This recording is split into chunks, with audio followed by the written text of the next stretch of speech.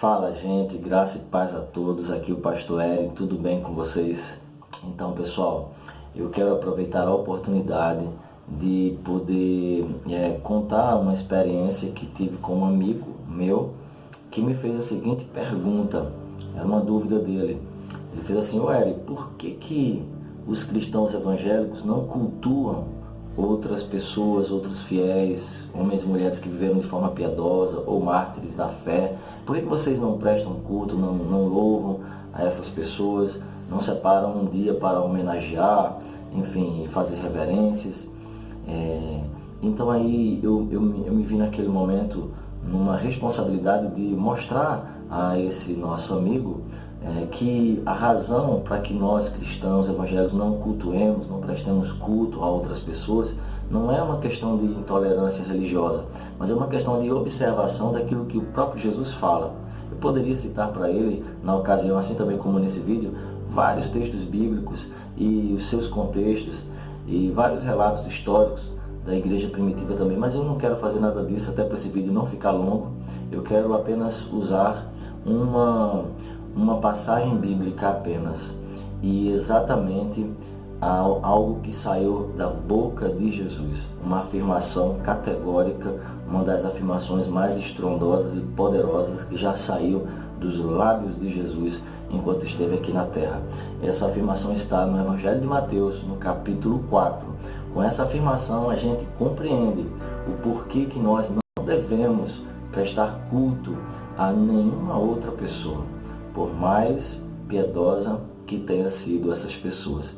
E a gente vai entender também um pouquinho de como que isso começou ou surgiu, essa prática de prestar cultos e homenagear mártires da fé, homens e mulheres piedosos, certo?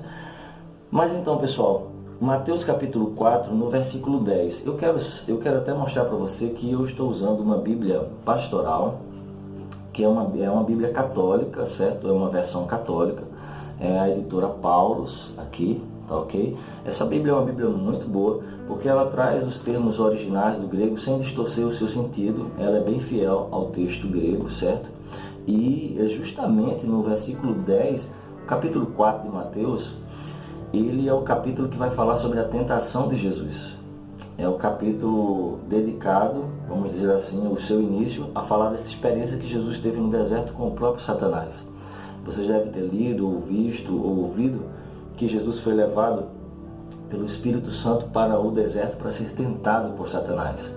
Naquela ocasião, o diabo ele investiu 3 vezes contra o Senhor Jesus.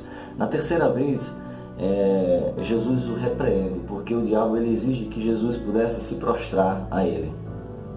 E essa exigência, ela arranca de Jesus uma afirmação estrondosa, que é o que está no versículo 10, do capítulo 4, e Jesus fala a seguinte questão: disse Jesus: "Retira-te, Satanás, vá embora, porque está escrito, adore o Senhor seu Deus, e somente a Ele preste culto."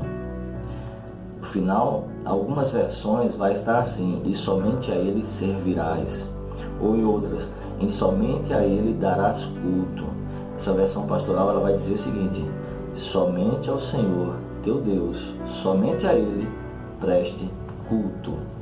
Então, essa é uma afirmação categórica de Jesus. Então não se trata de que os cristãos evangélicos são intolerantes. Se trata de um desejo nosso, de um zelo que nos toma em prestar adoração, culto, honras, glórias, louvores e homenagens somente ao Senhor Jesus Cristo. E na história da igreja, a gente vai ter alguns homens, historiadores, teólogos da igreja, que vão justamente, você não encontra no início da igreja cristã, no primeiro século, uma aceitação a essa prática de cultuar outras pessoas. Você não encontra isso. Eu separei até aqui uma listinha aqui de historiadores, teólogos, homens importantíssimos no início da história contemporânea da igreja, podemos dizer assim, pós-Atos dos Apóstolos, início da igreja, início não, continuidade, né, da missão da igreja. Gente, vocês estão ouvindo um barulho aqui, e hoje essa rua, a rua que eu moro aqui, está bem tumultuada, e enfim, o pessoal está trabalhando aí, você vai ouvir uns barulhos estranhos, mas espero que não atrapalhe aí o seu entendimento. Então a gente tem na continuidade da história da igreja, homens que foram homens de destaque, que foram grandes teólogos da igreja, e que não vão corroborar, né, concordar com essa prática de culto a outras pessoas que não fossem ao Senhor Jesus. Certo, pessoal?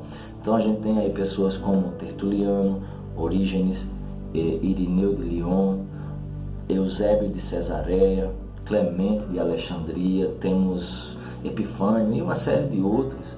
E eu vou deixar aqui na descrição, certo, algumas afirmações desses que foram homens importantes na história da igreja. Eu vou deixar aqui embaixo algumas afirmações deles, né, referente a essa questão sobre cultuar ou venerar, essa colocação que se tem muitas vezes, até porque o meu colega, ele falou assim, mas a gente não cultua, a gente apenas presta uma homenagem.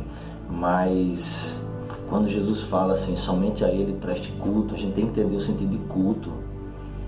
A gente precisa entender o sentido de culto, porque o culto está ligado à adoração, está ligado à expressão. Quando nós nos ajoelhamos, o ato de se ajoelhar diante de uma realidade transcendente, o ato de se ajoelhar é um ato de adoração, certo? Quando prestamos um louvor a alguém, é um ato de adoração. Você está louvando aquela pessoa. Isso é o que a Bíblia fala, isso é o que Jesus disse, somente a Ele preste culto. Agora que fique muito claro aqui, que homens e mulheres, grandes mártires da fé, devem ser imitados. E algumas instruções que até deixaram em alguns escritos seus devem ser observados. Sim, foram experiências que eles viveram com Deus e que nós precisamos seguir os passos deles, sim, ou delas, grandes mulheres piedosas, a exemplo de Maria, mãe de Jesus. Nós devemos seguir as instruções, o exemplo de obediência e tantas outras coisas. O que a Bíblia não abre espaço é que se haja uma possibilidade de cultuar essas pessoas, de nos ajoelharmos perante essas pessoas.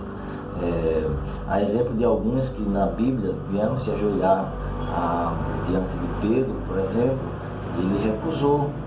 Ou do próprio João, que tendo a visão do Apocalipse, quis se ajoelhar diante do anjo, e o anjo também levantou ele e disse, olha, não faça isso. Então, o que nós, cristãos evangélicos, lutamos para guardar, e não queremos dizer com isso que somos melhores que ninguém, certo? Mas o que nós lutamos é para preservar a glória de Deus no que tange a respeito da adoração teocêntrica, a adoração onde Deus é o centro e o foco daquele louvor, daquela honra, daquela glória, daquela exaltação. Então é com muito respeito que a gente deixa aqui esse vídeo para que você possa compreender isso. No passado, gente, o que acontecia?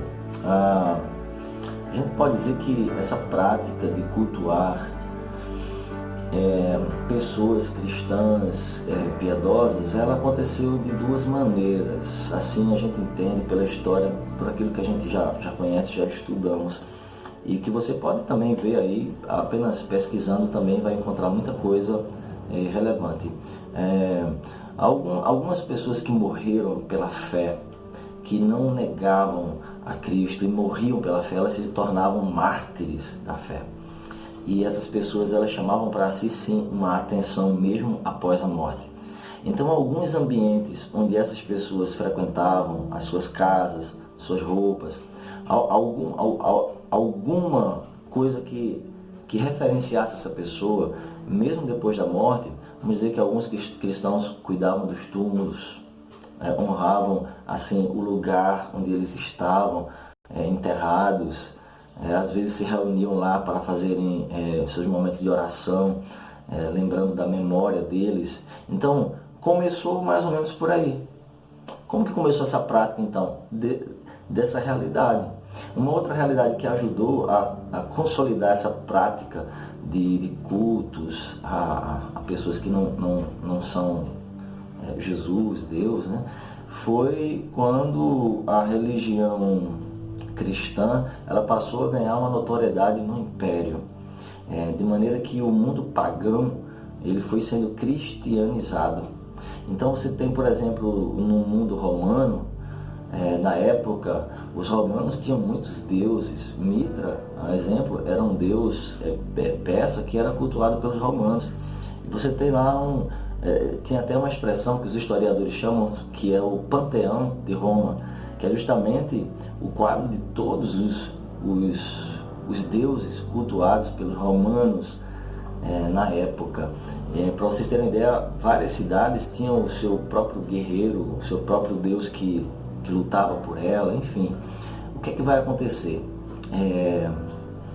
Quando o cristianismo vai ganhando notoriedade e vai avançando e vai conquistando mais e mais pessoas, ao invés de haver uma abolição de todo esse paganismo, houve uma cristianização desse paganismo. Então, a igreja na época achou por bem também ter o seu, vamos dizer assim, panteão, não de deuses, porque Deus só há um, né? Mas o seu panteão de santos, ou seja, todos os mártires da fé que viveram de forma piedosa e morreram, começaram a ser utilizados a sua história e a sua figura como um ícone a ser reverenciado em alguma cidade, ou um santo homem de Deus ou uma santa mulher de Deus a ser invocada diante de alguma doença, diante de alguma enfermidade, diante de algum problema, diante de alguma situação difícil. Então, o que a igreja foi fazendo? Ela foi, ao invés de combater o paganismo e direcionar toda a glória para Deus, ela disse assim, bem, ao invés de vocês adorarem esse Deus aqui romano, vocês vão agora reverenciar esse santo cristão aqui. E aí houve então essa troca. E é basicamente disso aí que surge toda essa questão de se honrar e glorificar, vamos dizer assim, né? Trazer honras e louvores para pessoas que foram homens e mulheres fiéis, cristãos, mas que, biblicamente falando, nem a igreja antiga, nem os primeiros cristãos e nem na própria Bíblia a gente vai encontrar base bíblica, teológica, para que se cultue, se preste culto para qualquer outra pessoa que não seja o nosso Deus. Basicamente, estava aí a minha explicação para o nosso amigo que me perguntou, e eu espero que também isso fique claro para você, tá certo? Que com muito respeito tem a sua fé e nós respeitamos com toda certeza. Nós apenas estamos utilizando dessa pergunta para abranger um pouco mais essa informação para as pessoas que assim entendam que vale a pena essa informação e que vai aplicar para a sua vida, que é justamente a aplicação que a gente chama a atenção, que é toda honra, toda glória, todo louvor, todo culto seja prestado unicamente ao Senhor Jesus. Tá certo, pessoal? Tentei explicar aqui de forma rápida o princípio teológico bíblico apenas usando um versículo, que é a afirmação de Jesus, e tentei também pincelar um pouco da história de onde pode ter surgido essa questão do culto a outras pessoas. E basicamente são dessas duas junções aí, os mártires que morreram e de quando o cristianismo foi se popularizando entre o mundo pagão, e aí houve um pouco desse sincretismo aí. Mas é isso. Se esse vídeo foi importante para a tua vida, faz uma oração a Deus e faz um propósito de prestar culto, honras e glória somente ao Senhor Jesus Cristo, porque somente Ele é digno de toda honra e de toda glória. Deus abençoe sua vida. Amém.